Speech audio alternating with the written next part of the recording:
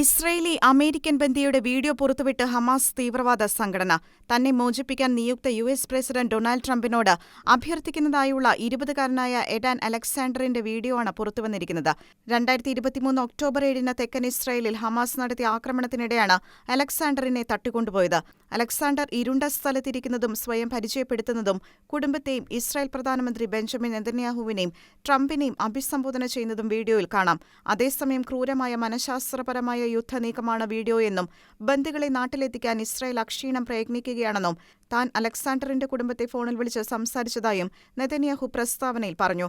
വീഡിയോയിലെ ബന്ദിയുടെ നിസ്സഹായാവസ്ഥ ആകുലപ്പെടുത്തുന്നതാണെങ്കിലും അലക്സാണ്ടർ ജീവനോടെയുണ്ടെന്ന ആശ്വാസത്തിലാണ് അലക്സാണ്ടറിന്റെ വീട്ടുകാർ. 101 ബന്ദികളാണ് ഇനി ഹമാസിന്റെ പിടിയിൽ ശേഷിക്കുന്നത്.